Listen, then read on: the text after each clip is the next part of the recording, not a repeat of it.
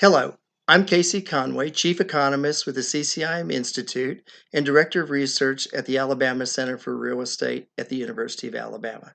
Given these extraordinary times that we're going through and managing through things like shelter in place and how to manage family life and everybody being at home and our industry and our clients, I thought I'd share a few perspectives with you today that might be helpful to you in your business and managing through this period of time. And so let me start with a two-pronged strategy that I've developed and am deploying myself and would proffer for you to consider. That strategy, the two parts, are number one, look up and forward. If we don't look up and forward, we have no chance for seeing light at the end of the tunnel. The second part is engage in what if thinking. Things are changing so rapidly. We need to be able to be agile and be able to react to the plethora of things that are happening, from Fed intervention to pronouncements by Fannie and Freddie and FDIC on loan modifications.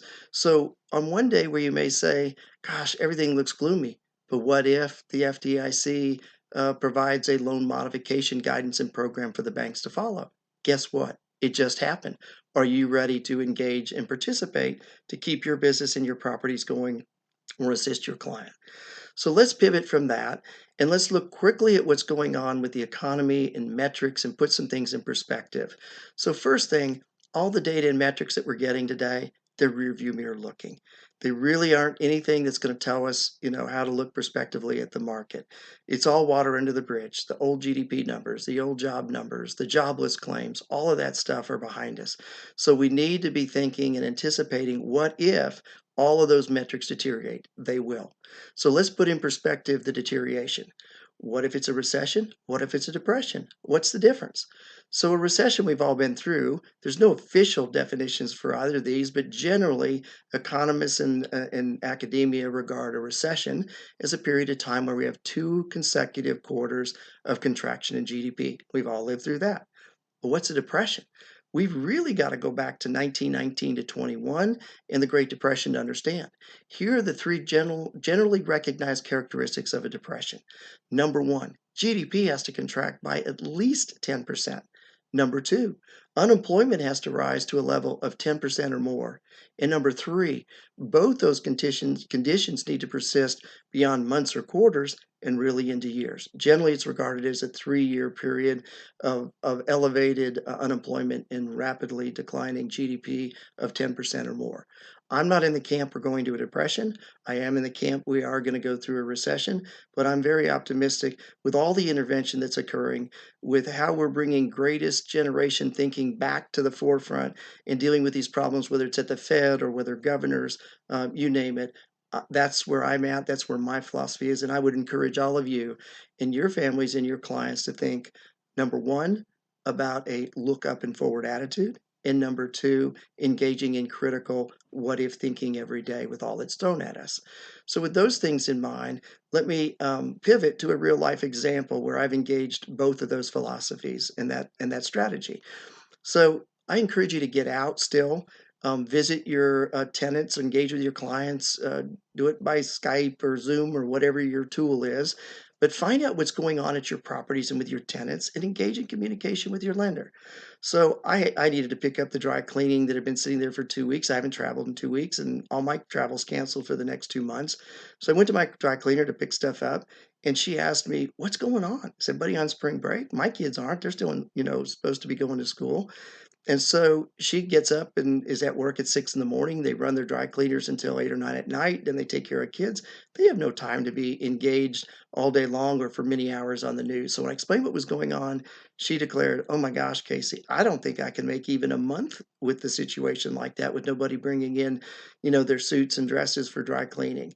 So as I picked up my dry cleaning and I walked away, I thought, I'm going to walk down the rest of the center here. So as I walked down the rest of the center, I noticed the UPS and florist were packed.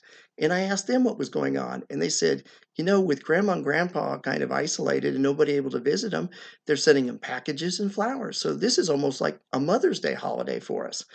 I thought, wow, that's quite a contrast to the dry cleaners. I walked down the rest of the center, which was mainly restaurants, and they all were in terrible situation.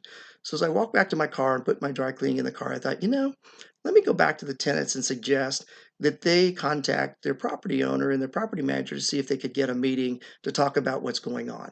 So they did, and we got the property owner site. And what we found out, he hadn't visited the property in 3 months since the holidays and had no idea how bad it was for some tenants and how others were doing really well.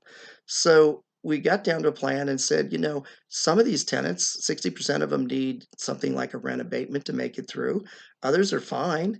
And maybe we could look at a program. Let's pencil out what it would look like if we gave some tenants free rent for 90 months. We got other tenants that are doing fine. We extended their leases, but gave them a lower overall rent. So we had no rent exposure for the next 5 years. And let's take that to the bank. So we did that. We packaged everything up and we went to meet with the banker, which was a larger regional bank. And this was before the FDIC small or loan modification program was announced. And they said, look, we really can't do anything right now. We're paralyzed. We have no guidance from the regulators. We don't know what to do. It's premature to make a decision. So I asked, what if the banker said no or just couldn't do anything? What do we do?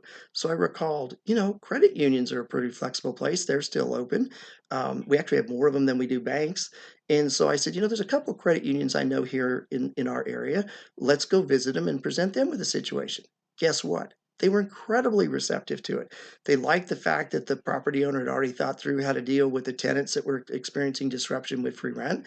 He liked the fact that we extended all the leases or could get them all extended for a 5-year term. And they actually viewed it as a fairly reasonable, likely loan request. So guess what happened today? We got a loan commitment from a credit union that will give the landlord peace of mind that the tenants aren't all going to vacate in the next 60 to 90 days. It gave tenants that were experiencing distress peace of mind that they can make it through another 90 days. And it stabilized the property, and it meant to the bank they got paid off. It's one less loan to worry about.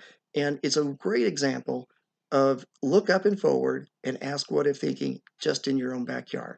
So hopefully that example might get you thinking about something in your business with your clients or in your community. I want to close by reminding you there's resources to help you. At the University of Alabama, our real estate center is open and operating. I'm producing content pieces daily and weekly. You can go to acre at culverhouse.ua.edu and check our stuff out. But I also want to encourage you to look at the CCIM Institute. They have tremendous resources. The Institute is wide open. And I also want to share with you, if you don't already know it, but the CCIM has already got up and running a COVID-19 resources page and information for you.